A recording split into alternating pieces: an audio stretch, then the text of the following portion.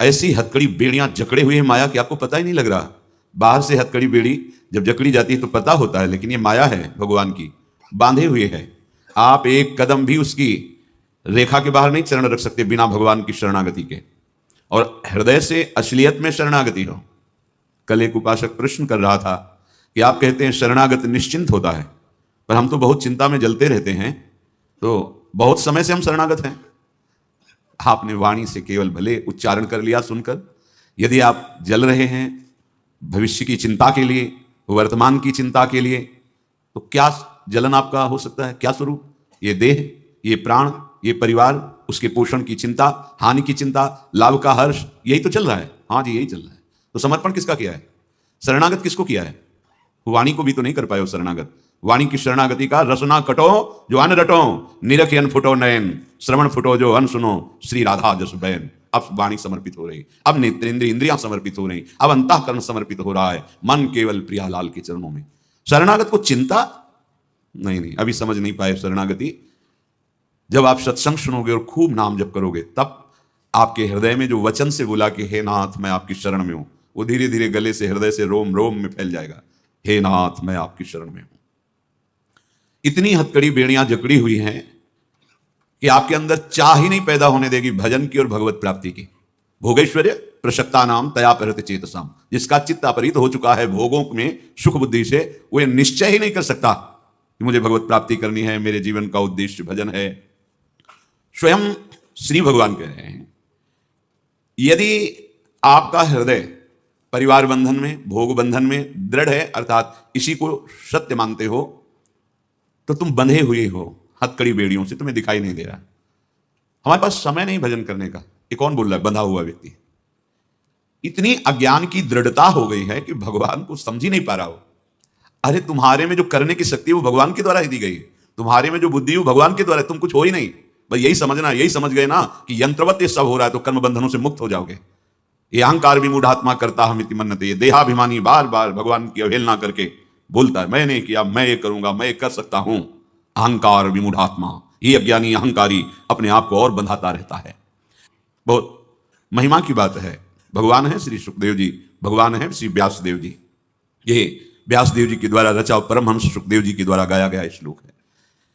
कह रहे हैं कि जब तक कोई आपका नहीं हो जाता मन वचन कर्म से, तब तक ये राग द्वेष काम क्रोध मोह ये ऐसे चोरों की तरह हृदय में बैठे रहते हैं, उसका सारा सुकृत पुण्य नष्ट करते रहते हैं।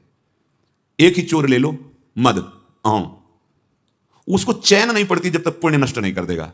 जैसे आपने कहीं साधु सेवा की, आपने कोई पशु पक्षी की सेवा की, आप कहीं सुकृत बन गया, अब वो आपके हृदय में ऐसे प्रेरित करेगा, बोलो हजारों के बीच में, बोलो मैंने ये किया, मतलब उसको नष्ट कर दो। अपना सुकृत बोलने से क्षीण हो जाता है, नष्ट हो जाता है, अपना दोष कहने से नष्ट हो जाता है। तो हम क्या करते हैं? दोष छुपाते हैं जिससे वो पुष्ट और बढ़ते हैं, और जो हमसे गुण में, सदगुण में कोई शुभ कर्म बन जाए तो उसका ढिंढोरा पीटते हैं, उसके बैनर छपवाते हैं, उसको हम संसार में जनाना चाहते हैं। ये बिल्कुल बिल्कुल उस चोर की प्रक्रिया है जो आपके सुकृतों को चुराने के लिए आया है। अब एक मोह को ले लीजिए। हमारा जन्म हुआ है मन प्रभु में लगाने के लिए, और ये मोह रूपी चोर हमारे समय को चुरा रहा है। कहीं ये संबंध, कहीं ये संबंध, कहीं ये मेरे, कहीं ये अपने, मैं इनके बिना नहीं जी सकता। ये चोर बैठा है हृदय में, चुरा रहा है हमारे समय को, जो समय हमें भगवत भजन में देने के लिए मिला है, भगवत प्राप्ति के लिए, वो चुरा रहा है। काम चोर को देख लीजिए। हमारी कामना होनी चाहिए इसी जन्म में मैं मुक्त हो जाऊं, श्री भगवान का निरंतर भजन कर पाऊं, प्रियालाल के चरणों में पहुंच जाऊं, जो भावना, लेकिन नहीं ये कामना बनती। वो काम रूपी चोर, ये भोग लूं, ये एकत्रित कर लूं, कामना। क्रोध को देख लो, तुम क्या समझते हो? ये चोर हैं अंदर के। मत्सरता, मत्सर, मेरे से आगे निकला जा रहा है, कुछ नहीं, ये तुम्हारा पतन कर रहे हैं तुम्हारे अंदर बैठे। कह रहे हैं तावद रागादय स्तेनास, स्तेन माने चोरी। ये चोर हैं चोर, ये तब तक तुम्हारे हृदय से नहीं निकलेंगे। मान लो, कोई उपाय कर लो, गंगा जी नहाओ, यमुना जी नहाओ, तीर्थ याटन कर लो, बाहर शरीर, ये अंदर बैठे हैं, अंदर ऊपर लाठी चलाओ सांप के बिल पे, सांप पे कोई फर्क नहीं पड़ता। इसीलिए हमारी सबसे प्रार्थना रहती है, अंतर में तुम्हारे चिंतन क्या चल रहा है। हमारी बात ज्यादा बाहरी नहीं, हमारी का तात्पर्य अध्यात्म की बात, परमार्थ की बात, भगवत प्रेम की बात, महान भक्ति की बात, योग की बात, ये सब अंतर की बातें हैं। चित्तवृत्ति को भगवदाकार किए बिना इन चोरों को नहीं निकाला जा सकता। इसलिए 50 वर्ष हो जाते हैं और अपने को हम मानते हैं साधक, पर ये चोर एक भी बाहर नहीं निकल पाते। जहां आप प्रभु के होके, यावत कृष्ण न ते जनाहा, जब तक आपका कोई नहीं बन जाता तब तक ये चोर बख्शते नहीं हैं, चुराते ही रहते हैं, नष्ट ही करते रहते हैं। अंदर बैठे हैं, आप शरीर को पीड़ा दो तो इसको कोई फर्क नहीं पड़ता चोरों को। अगर भजन नहीं हुआ ये नहीं निकलने वाले, ऐसा हमने सुना है स्वयं। लेकिन जब से हम ऐसा करना शुरू किया तो हृदय जलता है। क्यों जल रहा है? क्योंकि अब वो मलों का नाश करेगा। जैसे स्वर्ण को अग्नि में तपाने से उसका मल नष्ट हो जाता है और चमक पड़ता है, ऐसे नाम जप करने से अग्नि पैदा होती है। बताया नहीं, जैसे 2 लकड़ियों की रगड़। अब वो अंदर आपके जितने छुपे चोर है सब को बाहर निकालेगी। निकल, अब अंदर नहीं रह सकते, क्योंकि नाम भगवान का रस अंदर जा रहा है। सबसे बड़ा चरणामृत, ये जो राधा राधा राधा राधा, ये राधा रस जो निकला, ये अंदर जे भी गया तो इन चोरों के ऊपर जैसे आग रख दी गई हो। ये निकल निकल के बाहर की तरफ चेष्टा करते, पर बहुत जन्मों से, बहुत समय से यहां रह रहे हैं, इसलिए कुछ समय तक तो वो सहते हैं, जल्दी नहीं निकल पाएंगे। ये भी ध्यान रखो, मार पड़ती हो बार बार आपको दिखाई देगा। काम बढ़ रहा है, क्रोध बढ़ रहा है, मोह बढ़ रहा है, बढ़ नहीं रहा वो सब बार बार, पर वो रहना वहीं चाहते हैं। पर जो योद्धा इनसे भयभीत ना होकर नाम बढ़ाता चला जाता है, फिर ये अनर्थ करने वाले चोरों का नाश कर देता है नाम। हृदय निर्विकार, काम क्रोध मद मान न मोहा, लोभ न क्षोभ राग नहीं द्रोहा, जिनके कपट दंभ नहीं माया, तिनके हृदय बसहु रघुराया। आकर भगवान प्रकाशित होकर विराजमान हो। और गए गंदे आचरण कराने वाले कब तक ये नहीं जाएंगे? यावत कृष्ण न ते जनाहा, जब तक वो आपका नहीं हो जाएगा, आपका आश्रय लेकर निरंतर आपका भजन नहीं करेगा। हमें ये बात अच्छे से समझ लेनी है। कह रहे हैं कारागृहम गृहम, घर जेल की तरह उसे बंद कर लेगा आसक्ति। वृद्धों की बात उनके पुत्र जो भक्त हैं वो बताते हैं। वृंदावन में हमने मकान बना लिया है, वृंदावन में रह रहे हैं, पर हमारे माता पिता घर में हैं, और उनसे जब प्रार्थना करते हैं कि आप धाम चलिए, तो वो कहते हैं बड़ी मेहनत से मकान बनाया है, जिंदा तो हम छोड़ नहीं सकते इसको, अब मरने के बाद ही कुछ हो। क्या हो गया? बोले कारागृहम गृहम, घर उसके लिए जेल का काम करेगी, दुर्गति करवाने नहीं छोड़ सकते। दीवार की एक एक ईंट से इतनी ममता हो जाएगी, ये मैंने मेहनत करके बनाया, अब इसे कैसे छोड़ सकते हैं? मर जाऊंगा लेकिन छोड़ूंगा नहीं। आप पक्का मर के भी नहीं छोड़ोगे, चिपकली बन के उसी में आओगे, नहीं छोड़ पाओगे। ये कारागृहम गृहम पक्का समझो। तावन मोहोंग्र निगडो, आहा, जैसे हाथों में हथकड़ी पैरों में बेड़ियां डाल दे तो चलने की योग्यता खो देता है, ऐसे मोह जब तोतली बोली बोलकर बच्चा गोद में दौड़ के चढ़ेगा तो भगवान नहीं नजर आएंगे।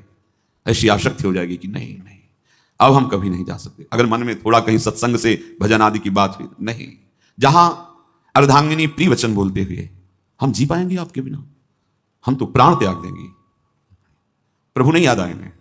अच्छा, जिधर देखो उधर मोह की बेड़ियां, मोह का जाल बड़ा निकलना कठिन है। कोई ऐसे महापुरुष होंगे जो घर में भजन करते हुए राग रहित होकर सब परिवार को भगवान का स्वरूप मानते हैं। अंदर की बातों कहने की जरूरत नहीं, व्यवहार तो जिससे जैसा वैसा ही करना चाहिए।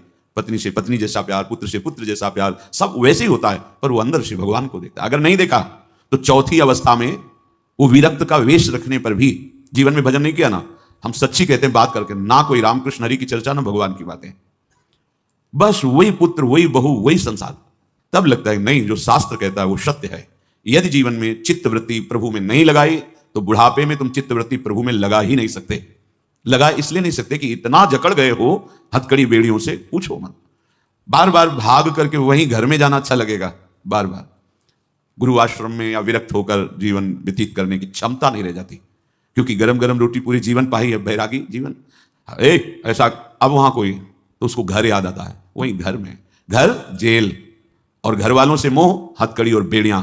ये भगवान व्यासदेव जी ने लिखा है, सुखदेव जी ने गान किया है, और चरित्र में ब्रह्मा जी स्तुति कर रहे हैं जिन्होंने सृष्टि रची है कि हे कृष्ण, जब तक कोई आपका नहीं हो जाता तो घर उसकी जेल होती है, और मोह हथकड़ी बेड़ियां होती हैं, और रागात्मक भाव अर्थात काम क्रोध लोभ मोह मद मत्सर आदि जब शब्द लग जाता है तो सब आ जाते हैं। ये चोर बहुत दुर्गति का कारण यही है।